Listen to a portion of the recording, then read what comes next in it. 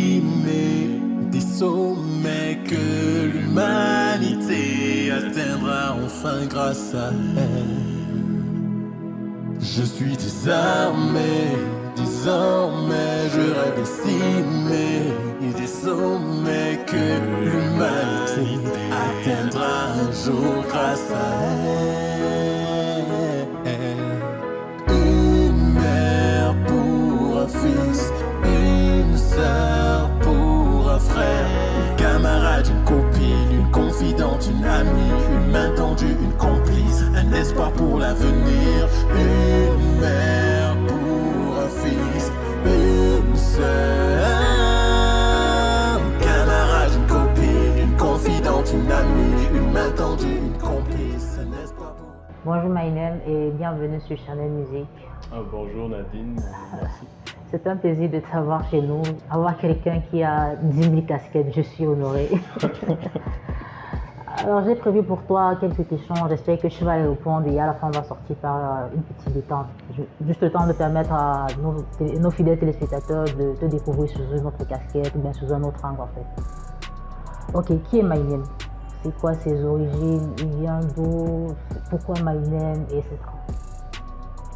Ok, je vais d'abord dire qui je suis, parce que Maïnem c'est l'artiste, Ouais. le personnage artiste.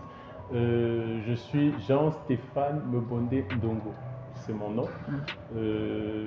Né à Dakar au Sénégal, et puis très tôt on a su que j'étais artiste. Ça a commencé par le dessin et puis ça a continué jusqu'à aujourd'hui. Ce qui fait qu'aujourd'hui l'artiste s'appelle Maïnem et s'exprime mieux en slam, en art oratoire.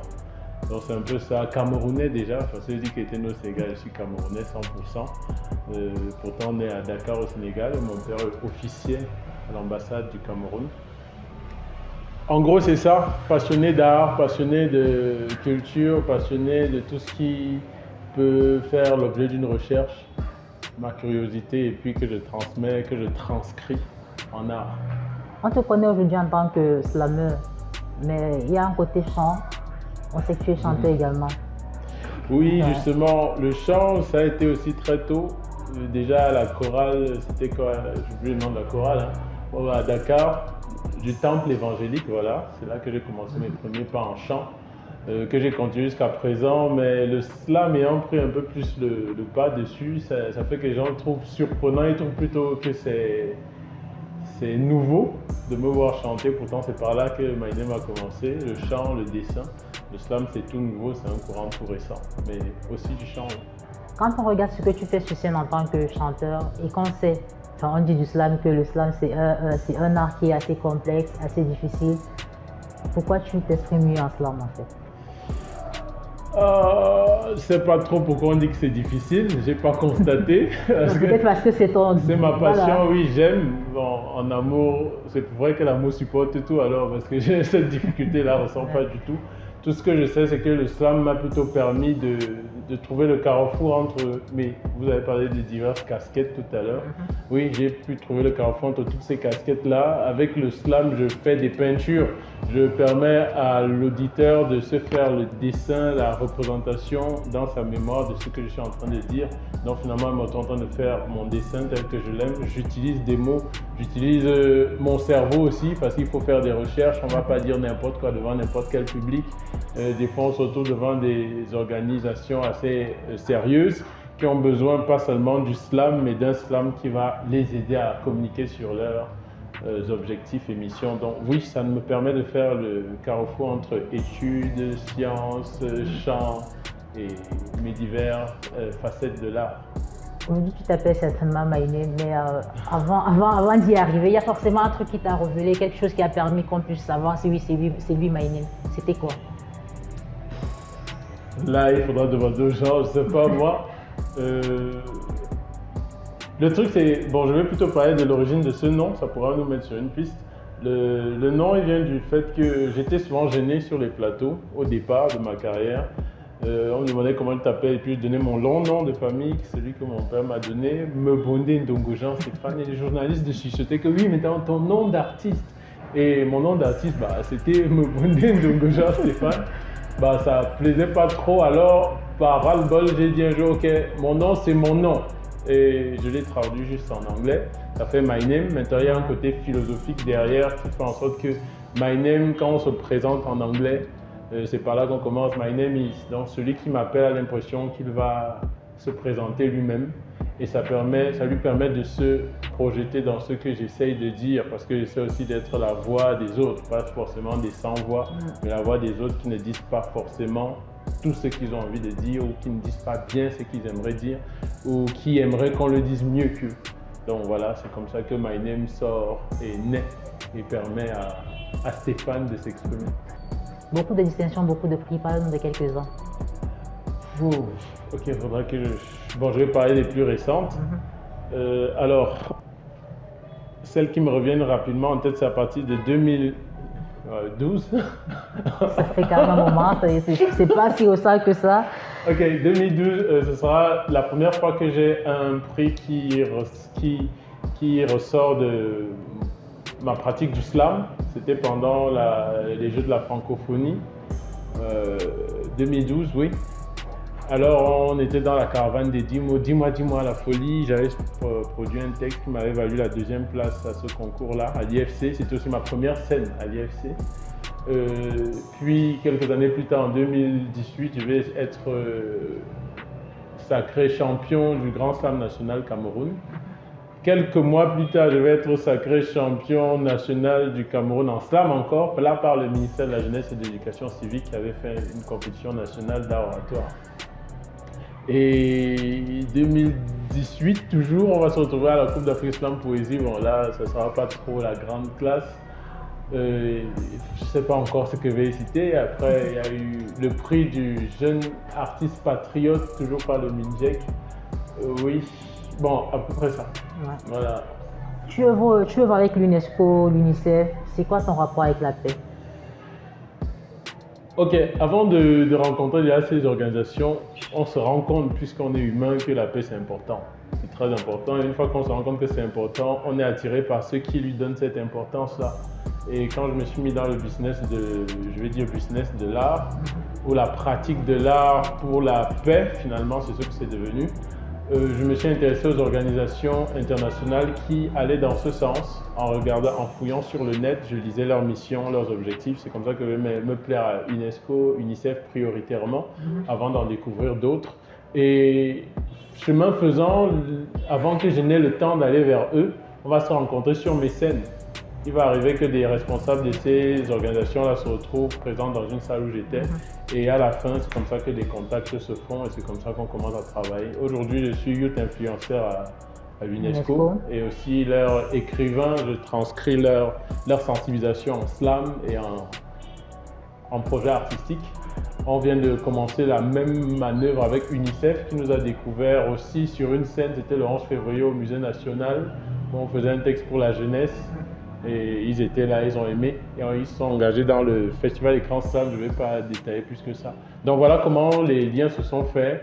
C'est une histoire de chemin de vie. Pendant qu'on le fait, ce parcours de vie, on croise ces gens et on est sensible à ce qui nous unit, la recherche de la paix. Je suis sûr qu'il y a beaucoup de personnes qui ne savent pas c'est quoi un youth influenceur.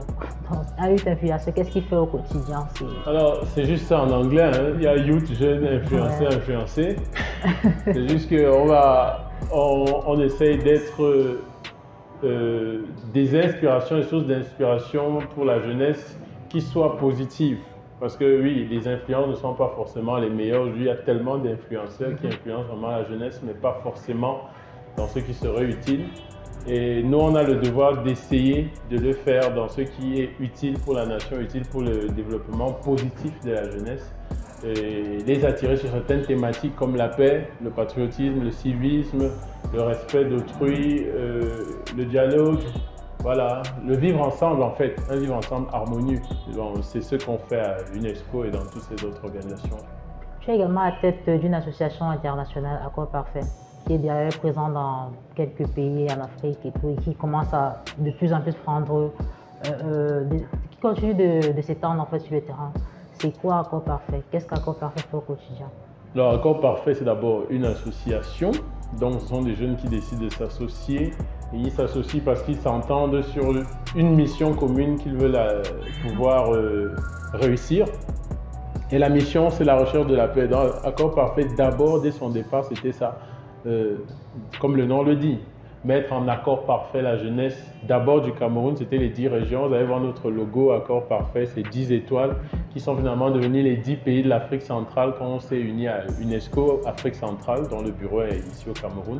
Et finalement, ces 10 étoiles sont restées juste symboliques parce qu'on ne sait plus comment dire ce qu'elles sont, puisqu'elles ne sont plus les 10 régions ni les 10 pays.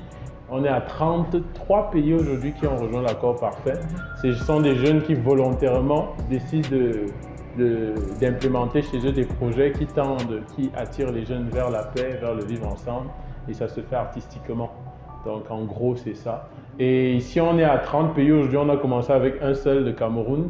Et comme j'ai dit, c'est une association. Ce sont des gens qui désirent rejoindre le groupe, qui désirent apporter leur pierre pour bâtir cette paix dans le monde entier. C'est ce qui nous a permis d'internationaliser le mouvement qui est aujourd'hui dans 30 pays, pas seulement d'Afrique, d'Europe. Là, je pense à la France, à l'Allemagne, d'Amérique, je pense à Haïti, Canada. Ils y sont aussi. Donc voilà. Là, ma question suivante va s'adresser au président de Accord Parfait. Oui. On a vu des artistes qui ont souvent travaillé avec Accord Parfait, qui étaient sur le MASA, le marché des arts et des spectacles d'Abidjan. Je prends l'idole Mosaïan en exemple. Comment on se sent en tant que président quand on a des personnes avec qui on travaille et qui représentent l'association au-delà de nos frontières? Alors, représenter l'association ne veut pas dire forcément, c'est pas tout ce qui part de représenter l'association. Oui. C'est une fierté d'avoir eu en fait, je vais dire quoi, ce pressentiment ou alors cette ouverture d'esprit ou comment je vais dire ça, d'avoir su voir en eux ce qu'ils étaient réellement et ce qu'ils sont. On a vu des valeurs sûres qu'on a voulu mettre en avant ici au Cameroun par notre festival international. Et juste quelques semaines, quelques mois plus tard, on les invitait au MASA. Ça nous a conforté sur le fait qu'on avait bel et bien vu ce qu'ils sont. Alors on a Mosaïan qui est de l'association et qui a bel et bien porté les couleurs de l'association hors des frontières. Je crois qu'elle a fait sensation au MASA. Je ne veux pas entrer dans les détails à sa place. C'est sûr qu'elle sera sur un plateau pour le dire. Mais c'était super. On a l'idole qui était au Finesse, au Festival Écran Slam, qui se retrouvait là. Elle ne partait pas forcément représenter l'association, mais c'est une grande artiste et elle s'y est retrouvée aussi. On a Azazou, que j'aime beaucoup. Je présentais toujours comme le meilleur conteur en Afrique que je connaisse. Et juste quelques semaines après, on nous a confirmé on avait bien vu puisqu'il a été invité parmi les rares conteurs qui y étaient. Et lui aussi, c'était une prestation incroyable comme toujours. Ouais. Donc c'est de la fierté, c'est de la joie, c'est intéressant de se rendre compte que sur les 4 artistes qui étaient invités à notre festival, il y en a 3 qui ont fait le voyage. Bon, c'est vrai que le 4e, c'était moi. Je les ai accompagnés à l'aéroport. Voilà. Après, on a également ce festival Accord Parfait, autant pour moi Écran Slam, qui en sera cette année à sa 4e édition, si je ne me trompe pas. Ça sera la 4e ou la 3e édition. La 4e édition cette année, en septembre et tout. Qu'est-ce qu'Accord Parfait annonce pour le festival? Quelles seront les couleurs cette année? Alors, les couleurs seront les mêmes, juste on est dans un perfectionnement du programme avant de pouvoir s'étendre sur d'autres horizons. Accord Parfait, le Festival international Écran Slam, c'est le slam qui invite tous les arts sur la scène.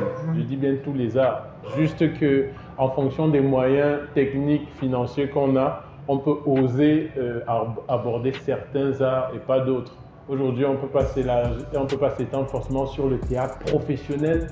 On a des projets qui nous viennent, par exemple, un qui est venu du Maroc récemment, mais quand on le fait, on voit qu'on n'a pas forcément toute la logistique, les moyens de leur produire une scène qui puisse leur permettre de réellement déballer tout leur savoir-faire. Alors on y va avec les arts oratoires qui sont assez gérables pour nous. Ça sera la même chose cette année, les arts oratoires. Quelques arts de la scène comme il y aura de la danse, il y aura... Et puis les partenaires vont nous orienter vers ce qui sera, on va dire quoi, les originalités de cette année. Ce sont les partenaires qui nous les inspirent avec ce qu'ils attendent de nous, ce qu'ils peuvent demander de plus, qui va nous faire orienter le festival dans un certain sens. Mais sinon, vous aurez la même chose que l'année passée. Les artistes restent des surprises, c'est ça qui va changer et on aura de nouveau. Et les articulations pourront s'ajouter, mais il y aura d'abord le bloc de l'année passée qui va se refaire. Les sites pourront évoluer, mais on aura quand même quelques-uns des anciens sites qui seront les mêmes. Et puis le côté digital sera un peu plus mis en avant cette année avec de belles trouvailles. Par exemple, l'insertion sociale qui n'a pas été très développée l'année passée, mais qui va connaître un grand essor cette année. Donc ce sera un peu ça. On t'a également vu dans les journées slamosophiques à l'Institut français à Fistel. À la fin, je pense qu'il y a eu des personnes qui ont été des lauréates. Comment est-ce qu'on les accompagne à Accord Parfait? Ok, c'est ce qui va me faire ouvrir un pan que je ne sais pas si c'est le moment. Parce qu'à Accord Parfait, justement, on s'est heurté à ceci. On déniche de belles pépites, on les montre au monde et ensuite, elle et nous, on se regarde, on ne sait plus comment continuer ensemble. Parce que ce n'est pas tout le monde qui veut adhérer à l'association. Mais l'artiste voudrait bien s'exprimer dans son art. Alors on a pensé à mettre sur pied une organisation qui va s'occuper du management de ces artistes-là qu'on aura découvert et qui tendent à vouloir faire une carrière. Donc là, on parle de l'établissement Accord Parfait High-Tech. Nous avons déjà quelques artistes qui y sont inscrits et vous allez les découvrir par des albums qui vont bientôt sortir ou au moins des titres. Des titres, ça pourrait être des singles ou je ne sais pas quoi. Et vous allez les découvrir pendant le festival. Voilà, c'est une des surprises que vous m'obligez à faire sortir là maintenant. Ce seront des artistes que vous allez découvrir pendant le festival déjà. Et on espère que ça leur permettra de s'ouvrir au monde, à l'espace international de l'art aussi, être invité ailleurs. Maintenant, pour revenir à MyName, vos textes ont été déclamés lors du sommet France-Afrique. Afrique-France, je préfère dire comme ça, oui, parce que voilà, je vais à Afrique-France. Vous êtes d'ailleurs invité sur la tournée avec les roues de chefferie le 6 juillet à Paris. Qu'est-ce que vous promettez? Les textes sont là, ils sont là disponibles sur les pages officielles du nouveau sommet Afrique-France. Il s'agira pour le public d'aller déjà se faire une idée de cela. On est invité pour aller faire en présentiel devant le public qui nous a réclamé déjà pendant le sommet. Quelques problèmes de déplacement avec Covid et tout ça ont fait certains retards, certains empêchements, ce qui ne m'a pas permis de me retrouver à Paris cette fois-là. Mais pour la route des chefferies qui m'a invité à aller suivre, on croit qu'on sera en juillet au musée du Quai d'Orsay, je crois que c'est ça. Théâtre ou musée, je ne sais pas bien, je peux me tromper sur le nom. Et on va se produire, on promet juste aux Camerounais d'exporter notre patrimoine culturel, pas pour aller le garder là-bas, mais pour le présenter et vouloir revenir. Donc on ne sera pas les seuls, il y aura des expositions de masques de l'Ouest, le centre, en fait ce sera carrément tout le Cameroun qui sera présenté là-bas par la route des chefferies. Et nous on va aller le dire en slam. Probablement tourner un clip avec lequel on rentrera au pays, c'est prévu. Un clip sur ces textes-là, présentant le Cameroun à l'Europe et présentant l'Europe à l'Afrique. Nous, on parle maintenant de sommet, non plus Afrique-France ou France-Afrique, mais Afrique-Monde, parce que le berceau de l'humanité dialogue avec le monde entier. On a également vu le 8 mars de cette année, on a découvert le clip Femme. C'était pour moi c'était une ode à la femme, c'était une fleur à la femme. Pourquoi la femme? Quand on sait que c'est difficile, il y a très peu de personnes qui véritablement s'arrêtent comme ça, qui parlent de la femme en la peignant comme vous l'avez fait. C'était quoi l'histoire derrière? Rare, je dirais pas. Juste que l'Africain, est-ce qu'on va m'excuser, mais et l'homme en général dans le monde entier a été assez mal éduqué en ce qui concerne la femme. On est tous admiratifs des femmes, ça c'est inné. Ce sont nos mamans dès le bas âge, on les découvre comme cette âme protectrice qui nous accueille, qui nous ouvre les yeux sur le monde. Donc c'est inné, on est admiratif de la femme. Mais ce qui n'est pas inné, c'est de savoir l'exprimer et le respecter en grandissant. Alors on se retrouve avec des adultes qui oublient ce côté maternel qui les a épaulés, qui leur a montré ce qu'ils étaient eux-mêmes, hommes, et qui se retrouvent un peu avec des patois qu'on n'aime pas trop. Il faut valoriser la femme, comme si elle n'avait pas de valeur propre et que c'était nous qui allons maintenant leur donner une valeur qu'elle n'avait pas. Non. Et c'est ce que j'ai voulu dire dans ce clip. En fait, on n'est pas en train de les valoriser, on est en train d'apprendre à respecter ces valeurs sûres qui ont toujours été, mais que nous n'avons pas toujours su estimer à leur juste valeur. C'est ce que le titre Femmes dit. Et c'est ce que j'ai essayé de dire. Bon, si les femmes l'ont ressenti, c'est tant mieux, c'est mission accomplie. Et c'est ce que moi-même je voudrais être, cet homme-là qui sait lire ce qu'elles sont et qui sait le respecter. Et c'est ce que j'ai voulu communiquer aux autres hommes et aux autres femmes aussi, qui devraient s'en rendre compte. Parce que aussi l'éducation en Afrique apprend à la femme que voilà, ta place est à la cuisine, voilà, l'homme, tu es élevé pour dépendre d'un homme, pour être ci de l'homme et ça, comme si elle n'avait pas son existence propre à elle. Donc voilà, c'est un peu tout ça que j'ai voulu toucher en parlant d'être désarmé, de cet orgueil, cet ego masculin, et pour regarder ce chef-d'œuvre qui est en face, la femme. Le 12 juin de l'année dernière, on a découvert une collaboration qui, je crois... Interruption. Il y a eu une enquête sur le garçon avant qu'il n'arrive. Ouais. Parce que là, on me donne les dates, les heures. Vous avez été vu. Ouais, de toutes les façons, on va couper au montage, il n'y a pas de souci. Donc, on a les infos. On a dit que ça, c'est un gars, il y a toutes les infos, c'est pas possible. Donc, voilà. Donc, le 21 juin dernier, on a découvert une collaboration magnifique. Alosh et 237 et My Name qui faisaient un cover de R. Kelly plus le titre Le temps de My Name. Oui. Comment la collaboration s'est faite? Alosh 237, je vais le connaître à Douala. C'est pendant le festival qu'organise Lidl et Ulrich Takam. C'est Slamma. Oui, on avait une scène à faire à Douala, à l'Institut français de Douala. Et il est venu dans le public, il voulait voir ce qui allait se faire. Et il a beaucoup aimé mes textes. Il m'a laissé rentrer sur Yaoundé et puis il m'a téléphoné pour me dire qu'il voudrait qu'on fasse un truc ensemble. En prenant le bus pour Yaoundé, pour Douala, je ne savais pas ce qu'on allait faire ensemble. Lui aussi ne savait pas, mais il voulait juste qu'on fasse un truc. Alors on s'est dit, ok, il y a un texte qui donne bien, il y a le temps. Il a voulu apprendre à slammer, ce qu'il a fait en 2-3 minutes. Il est très doué, il a vite appris. Et on est entré en studio et là on s'est dit on met ça sur quelle musique pour pouvoir être à l'aise tous les deux. Lui, côté chant, il est très à l'aise et il a proposé ça, If I Could Turn Back the Hand of Time de R. Kelly. Et le pianiste a commencé à y mettre les notes. Et comme il avait déjà appris 2-3 vers, il les a posés, ça donnait. Et j'ai essayé d'introduire mon texte en entier là-dessus. C'est comme ça que ça s'est créé. Et c'était très beau, en fait. C'est très beau. C'est très beau. Voilà. C'est très beau. Je crois que c'est l'une des collaborations 2021 qui, moi, personnellement, parce que je peux donner mon avis, m'a véritablement marqué. Wow. Voilà. Merci. Donc, maintenant, quand je dis Grand Corps Malade, que dit My Name? Grand Corps Malade, c'est d'abord un modèle, une source d'inspiration et une grosse désillusion. Alors je vais commencer par la fin. Désillusion parce que quand je croise Grand Corps Malade, je suis sûr que je suis en train de créer le slam, quoi. À l'époque, il n'y avait pas les téléphones Android, donc chacun était dans sa petite bulle d'artiste dans sa chambre, et puis il était sûr que je suis en train de créer un truc qui va secouer le monde. Tu parles avec la musique, tu dis des phrases et tout. Et dans mon établissement, déjà quand j'ai commencé à faire ça au lycée, tout le monde était waouh, c'est super. Et je dis ouais, c'est moi qui ai créé. Et alors je tombe sur Entre le marteau et l'enclume de c'est Zao et oui, Kerry James, Zao et Grand Corps Malade. Grand Corps Malade. Et là j'écoute un type qui fait mon truc et qui fait ça mieux que moi. Donc c'est là ma grosse désillusion déjà.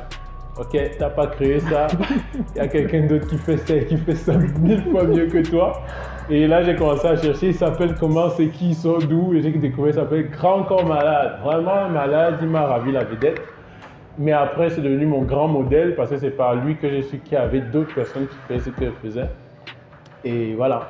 Et une source d'inspiration parce qu'il suffit de l'écouter pour comprendre pourquoi c'est inspirant de le connaître. Non, c'est pas à tort que je lis, parce que je lis beaucoup là, toi, il y a beaucoup de gens qui t'appellent Grand Corps Malade, en fait, camerounais. J'ai lu quelque part, on a dit, My Name, le Cameroun ne tiendrait pas son Grand Corps Malade, là, on n'a pas appelé My Name.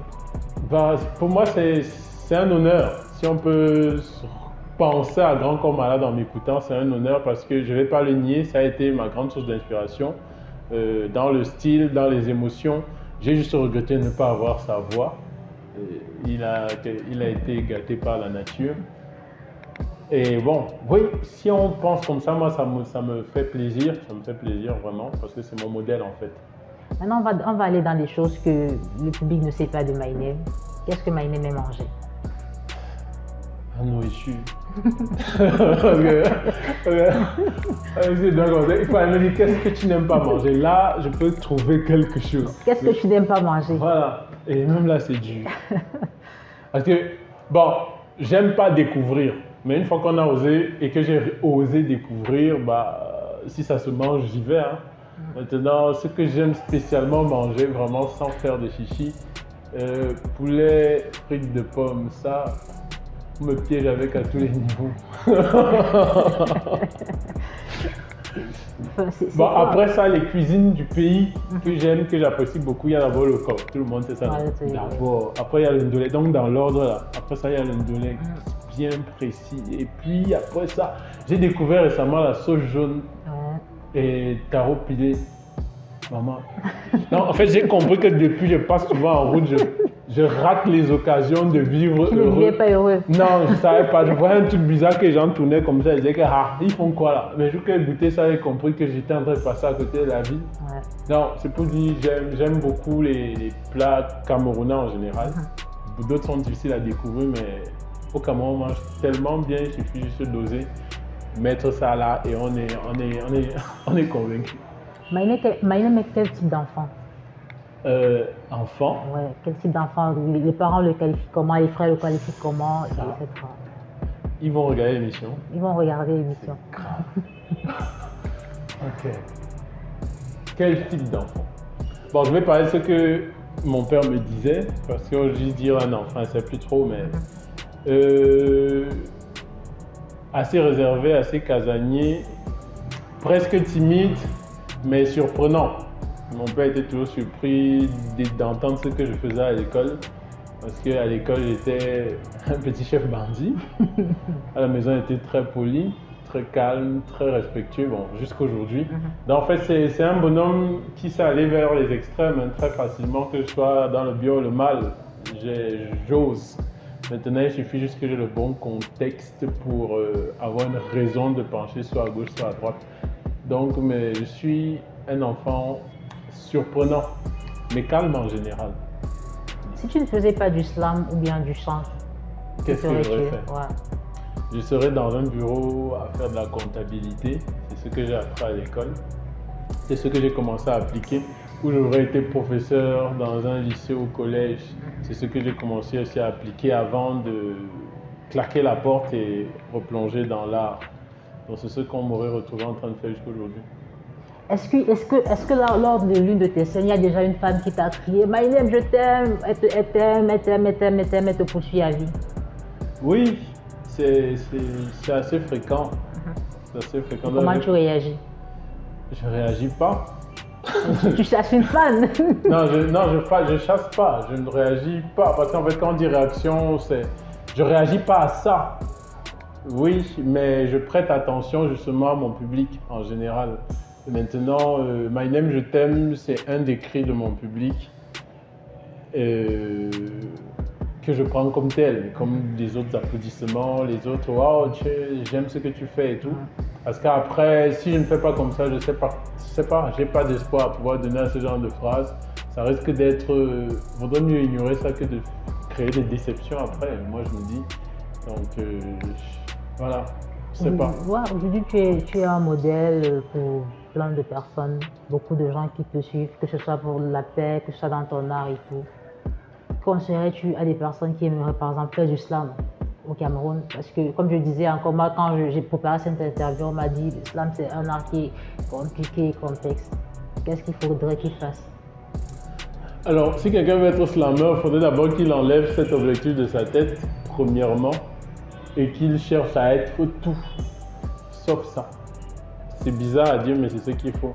Tous ceux qui deviennent de bons slammers, ce sont des gens qui ont des chemins assez riches. Ils n'ont pas dit dès leur bas âge, je serai slammer, parce que c'est la pire chose à faire.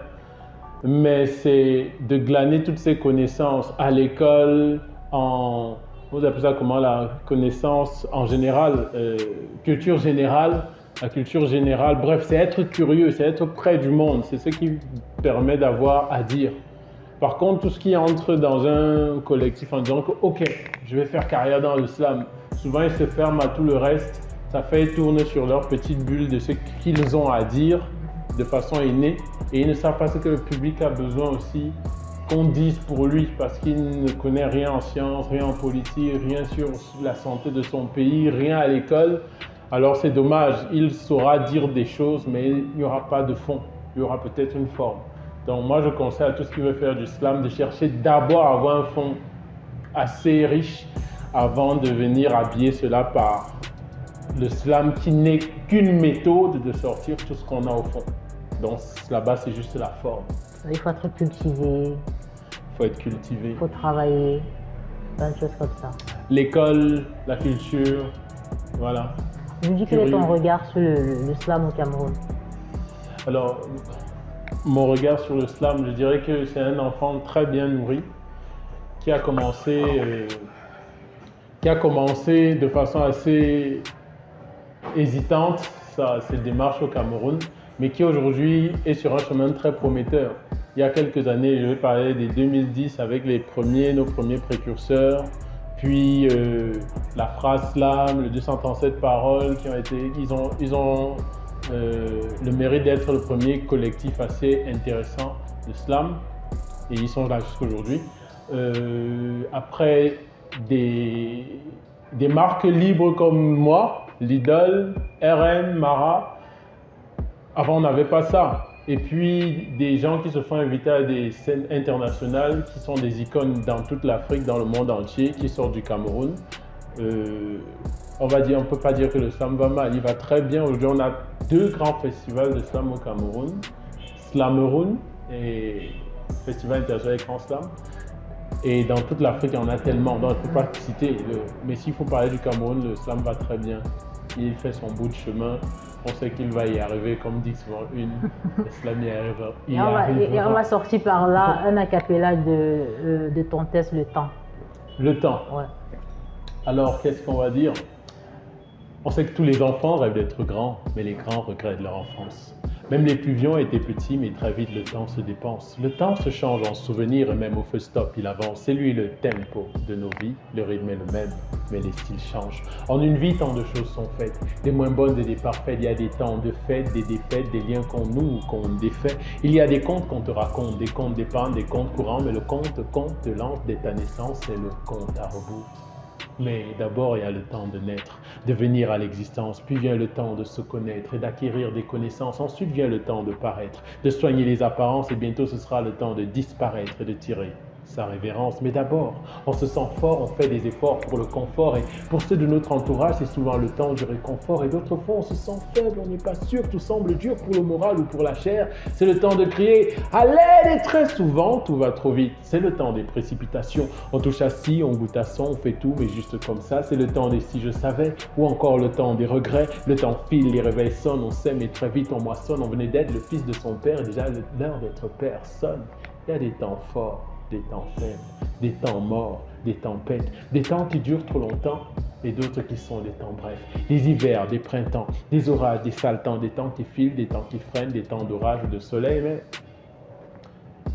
détends-toi tant que tu en as le temps, car des temps de tension t'attendent, des temps d'autant plus stressants que dans cette vie, comme tu le sais, comme tu l'entends de temps en temps, on n'a jamais le temps.